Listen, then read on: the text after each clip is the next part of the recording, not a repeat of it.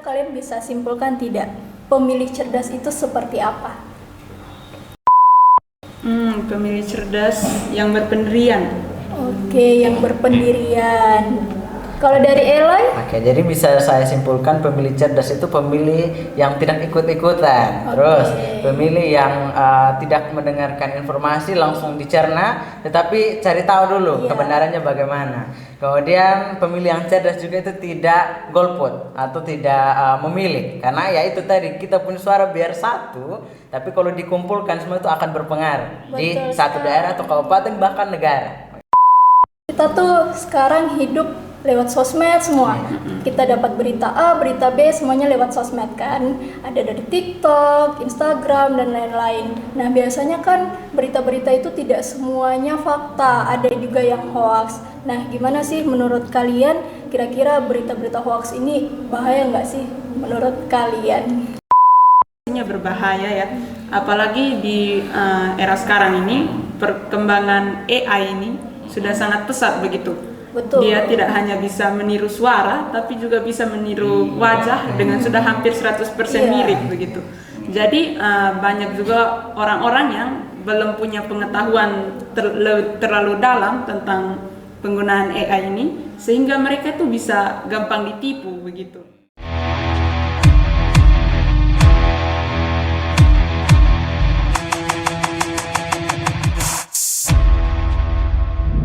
Halo teman pemilih, kembali lagi bersama kami KPU Kabupaten Sumba Barat dalam podcast Mamuli, Mari Omong Pemilu dan Pemilihan. Bersama dengan saya Nurkolbi dan juga ditemani rekan saya Rama. Dan hari ini kita akan ngobrol-ngobrol santai bareng adik-adik SMA dari SMA Swasta Kristen Way Kabupaten. Halo, selamat datang di podcast Mamuli. Gimana nih kabarnya adik-adik semua? Baik, Kak. Luar biasa.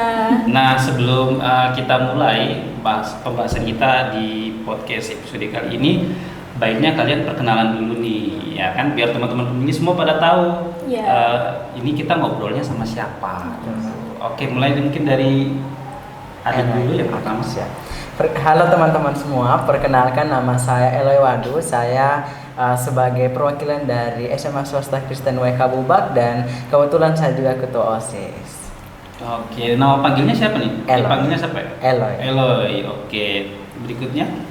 Halo teman-teman pemilu, perkenalkan nama saya Raimunda Cahaya Ramawati Solo. Teman-teman bisa memanggil saya Raimunda atau juga Ayah bisa. Saya juga merupakan salah satu perwakilan dari SMA Swasta Kristen Way Kabupaten untuk acara podcast kali ini, dan saya juga sebagai wakil ketua OSIS. Oke, adik Eloy dan adik Raimunda. Nah, iya. Kalian ini masuk apa nih? Masuk Gen Z atau Gen Alpha? Gen Z. Gen Z, berarti sama nih kayak saya Kak juga. Nur. Jadi kita panggilnya Kak aja ya, biar lebih santai, lebih enak ngobrolnya gitu. Gimana Kak? Kesibukan sekarang di sekolah apa aja nih adik-adik? Oke, kesibukan kami sekarang sebagai salah satu pengurus OSIS juga, kami belajar di sekolah dan kebetulan saya juga mengikuti berbagai kegiatan di sekolah dan di luar sekolah. Saya juga mendapatkan kewajiban untuk menjadi ketua forum anak, kemudian menjadi perwakilan dan delegasi waktu itu untuk membawa suara-suara anak yang ada di Sumba Barat. Kalau adik Ayah? Oke, kalau kesibukan saya sendiri sebagai siswa tentunya pasti belajar ya. Dan juga sehari-hari sebagai anggota OSIS, kami juga melakukan tugas-tugas wajib kami sebagai anggota OSIS, dan saya juga cukup aktif di ekskul bidang non-akademik seperti voli, dan juga untuk di luar sekolah saya juga mengikuti kegiatan bela diri yaitu boxing. Wih, banyak sekali ya Kak kegiatannya. Kalau di OSIS nih, kalian tuh susah nggak sih ngatur-ngatur? Kan sebaya sama kalian kan, yang teman-teman yang kalian ngatur nih, susah nggak kalian ngatur kayak gitu? Sebenarnya susah Kak, tapi kami membuat semua itu dalam aturan. Jadi aturan itu yang mengikat kami supaya kami bisa satu tujuan, walaupun dengan berbeda kepribadian, tingkah laku, tapi kita bisa satu dengan satu tujuan yang kami buat itu Kak. Oke, berarti tidak mudah juga ya jadi Iya. ketua OSIS. Kalau Mbak Nur Kak Nur pernah ini nggak jadi ketua OSIS? Tidak pernah. Jadi anggota saja. Oh, anggota. Iya. Oke, jadi tema kita pada episode kali ini yaitu dari sekolah ke TPS, perjalanan menjadi pemilih cerdas. Nah, adik-adik pernah dengar tidak kalimat kalau demokrasi itu bukan hanya ada di TPS? Nah, kira-kira adik-adik ada momen atau kegiatan tidak yang mirip-mirip dengan pemilu?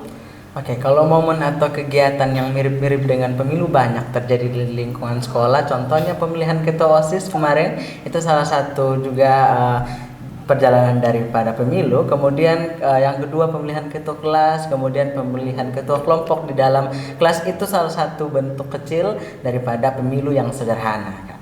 Oke, kalau dari Ayah? Jadi kalau misalnya untuk pemilu, saya mungkin sama dengan Eloy, saya lebih mengarah ke pemilihan ketua OSIS.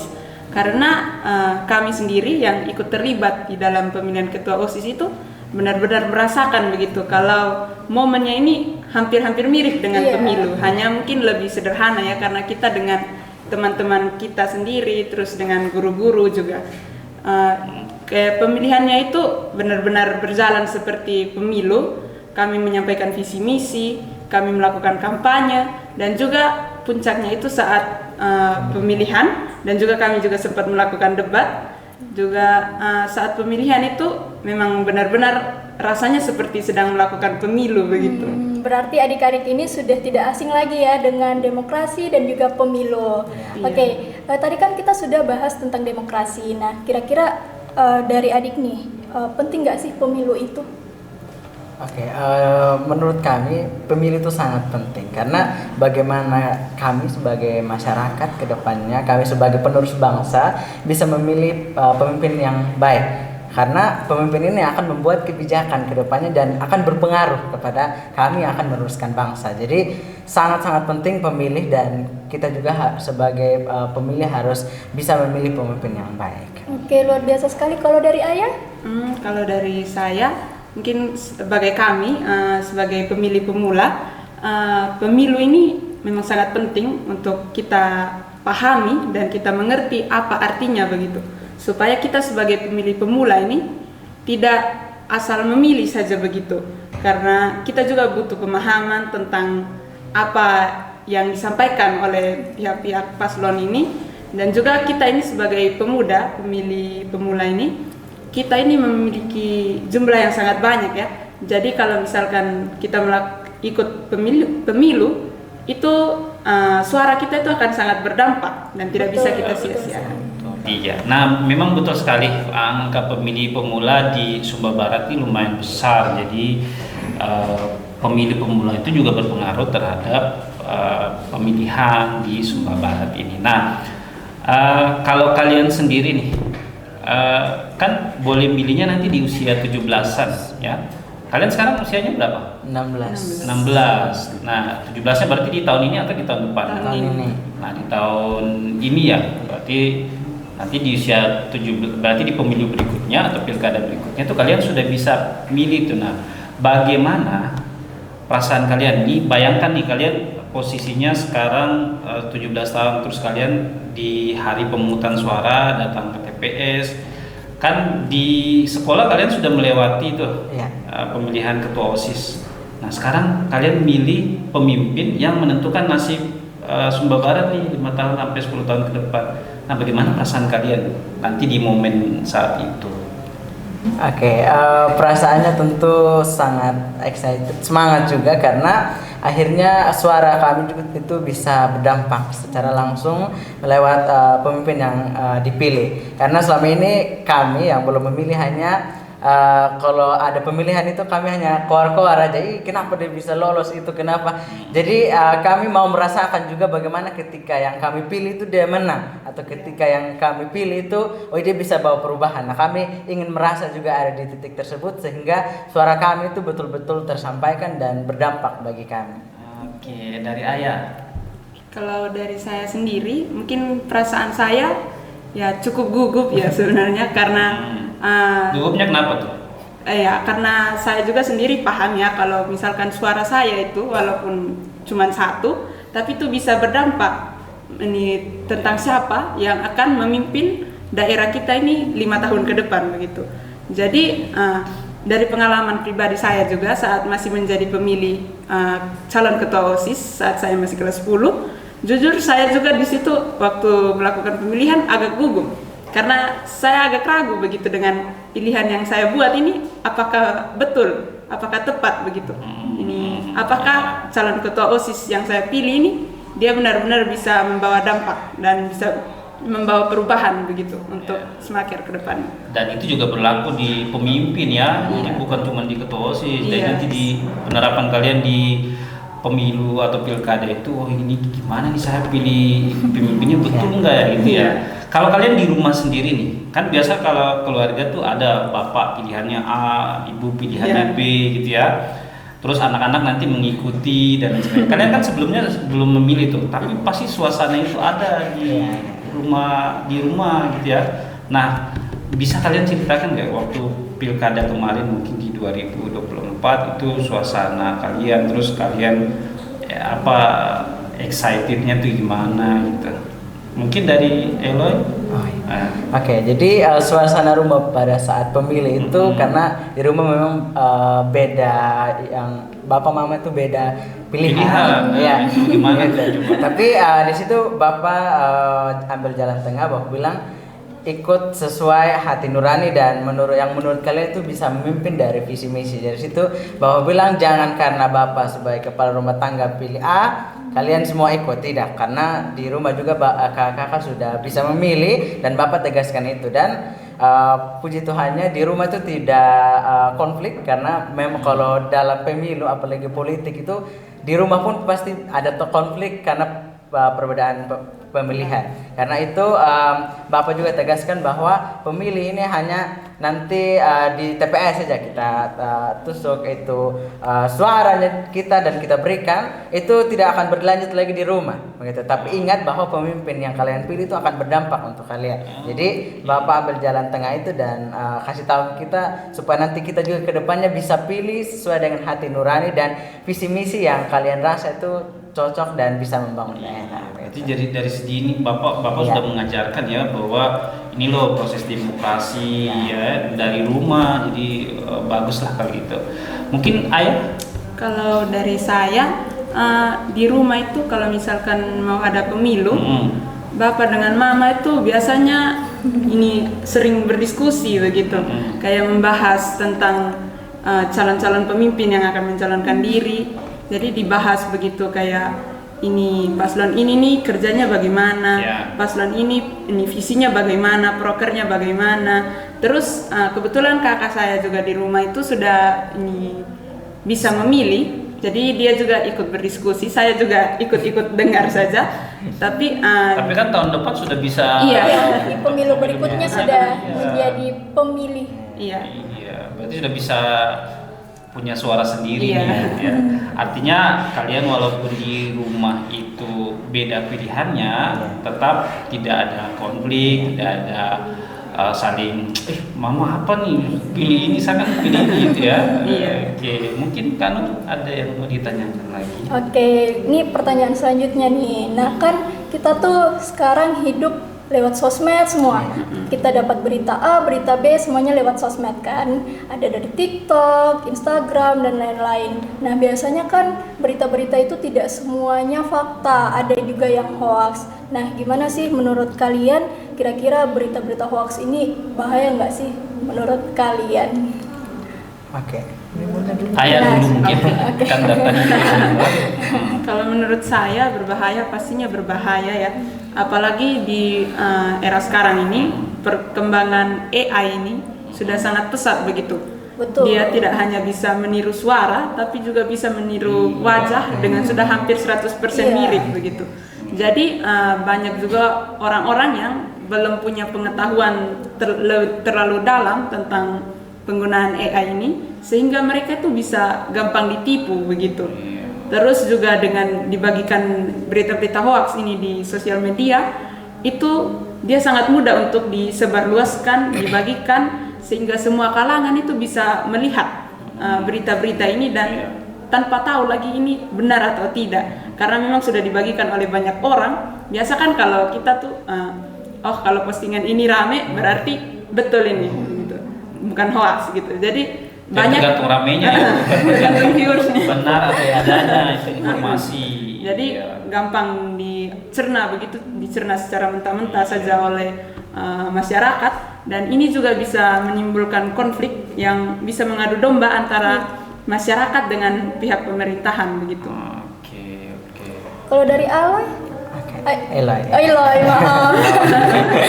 Ya, jadi memang berita-berita hoax yang disebarkan tadi juga Ayah bilang tentang penggunaan AI itu memang sangat-sangat berpengaruh di stigma atau pandangan masyarakat. Apalagi kalau dalam pemilu, kadang beberapa oknum itu ingin menjatuhkan yang lain, pemilu yang lain atau yang ingin memilih, dan itu memang sangat berpengaruh apalagi anak muda yang baru pertama kali memilih, itu pasti banyak tantangannya itu.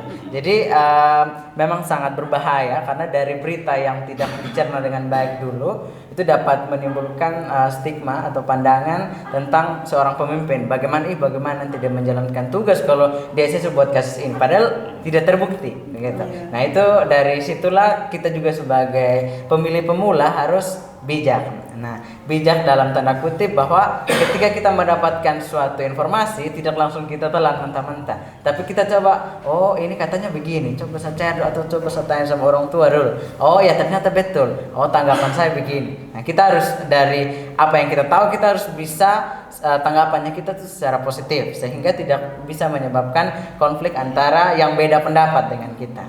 Mungkin itu. Nah dari jawaban kalian nih, kira-kira kalian bisa simpulkan tidak pemilih cerdas itu seperti apa? Pemilih cerdas yang berpendirian.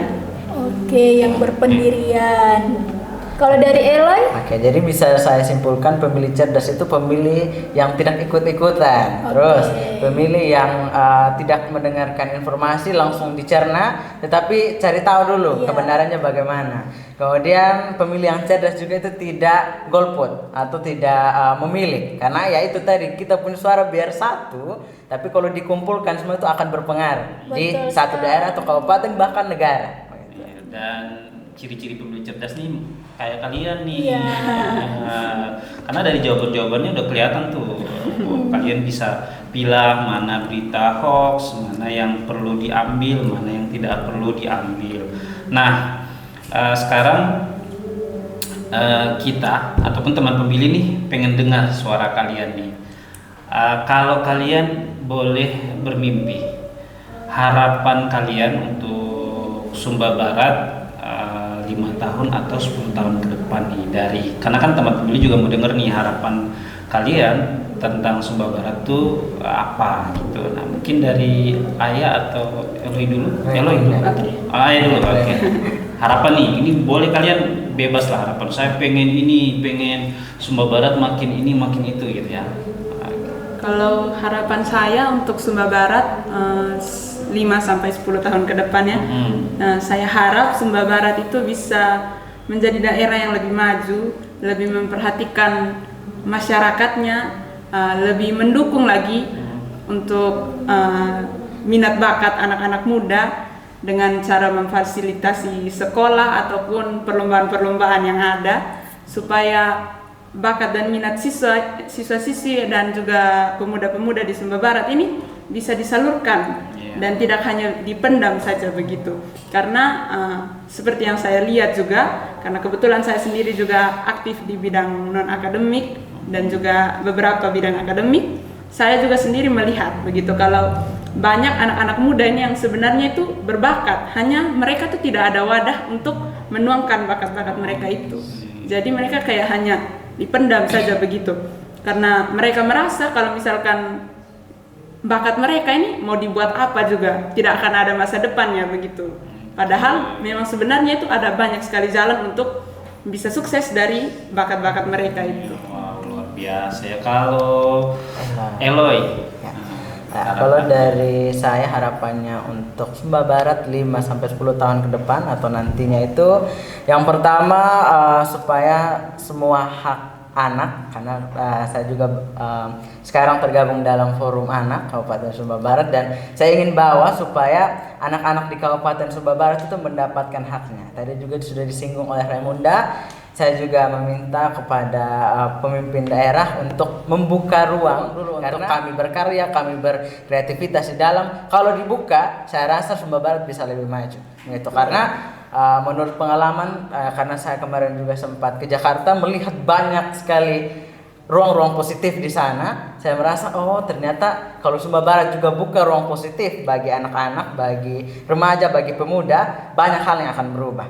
Karena ketika ruang itu ada, berarti kita punya tempat berkarya. Tapi kalau tidak ada, kita mau kemanakan ini karya? Akhirnya teman-teman kita pergi ke luar daerah untuk jadikan itu mereka punya karya itu untuk dibanggakan di daerah lain. Padahal sebenarnya mereka tinggalnya di sini, besarnya di sini. Itu harapan pertama. Harapan kedua, supaya Sumba Barat juga semakin peduli lingkungan, karena ini menjadi isu yang besar di bahkan dunia tentang bagaimana kita sebagai manusia itu bukan hanya mau mengambil untung dari alam, tetapi kita juga bisa menjaga lingkungan dengan lebih baik. Itu sih harapan saya untuk ke depan. Oke, luar biasa nih Kak ya, dari anak SMA kita bisa dengar harapan-harapan yang menurut saya luar biasa dan betul juga, baik juga bagi masa depan Sumba Barat. Nah, kalian tahu tidak, harapan kalian semua tadi itu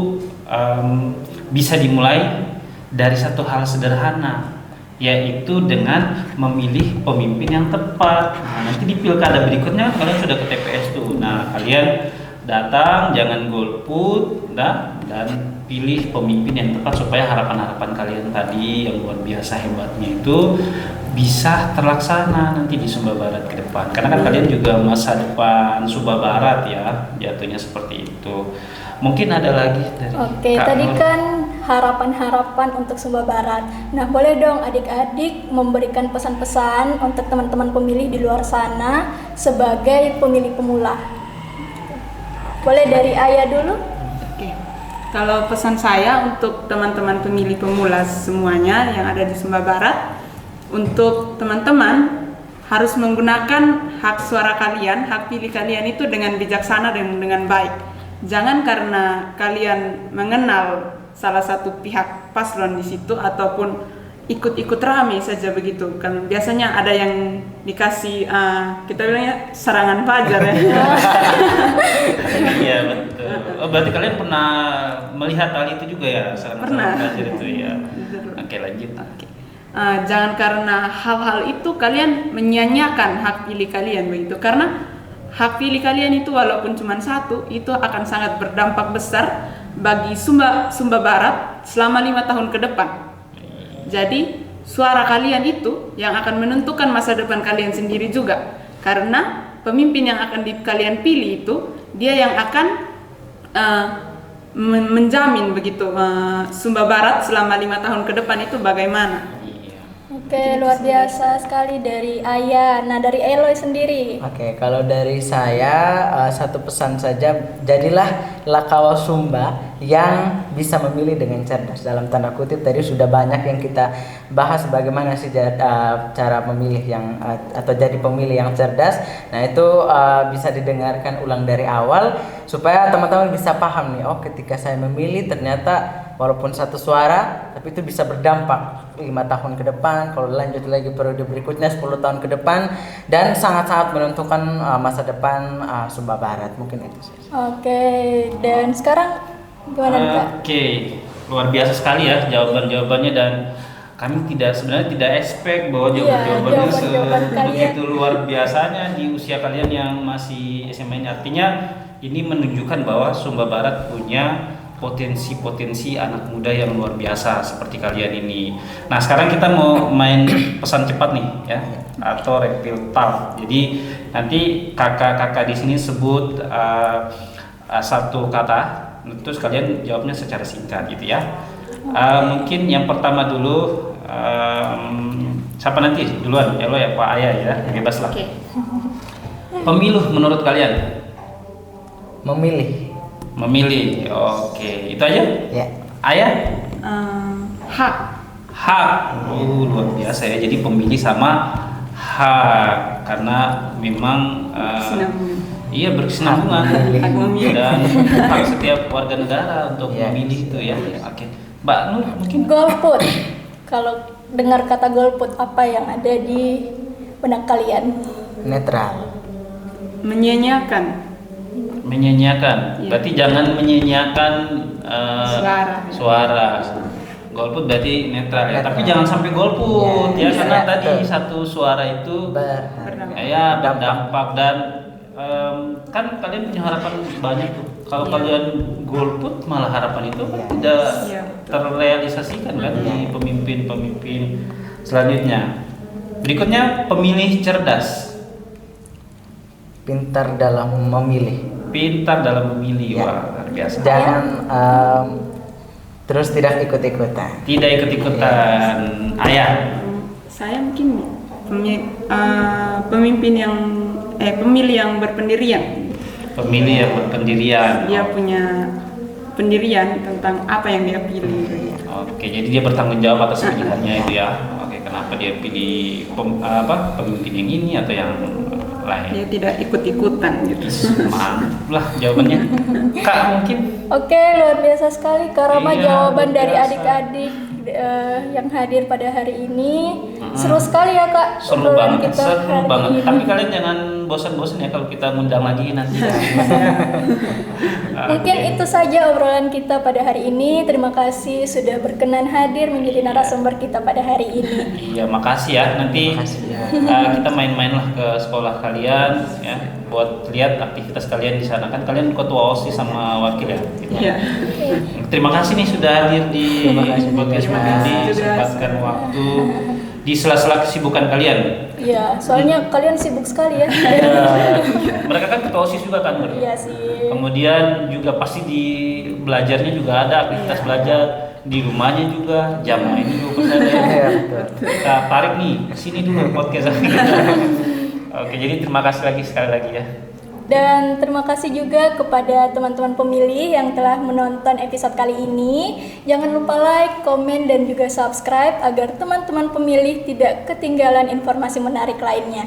Saya Nur Kolbi, pamit undur diri dan Saya Rama Basing. sampai bertemu pada episode berikutnya. Oke, dadah.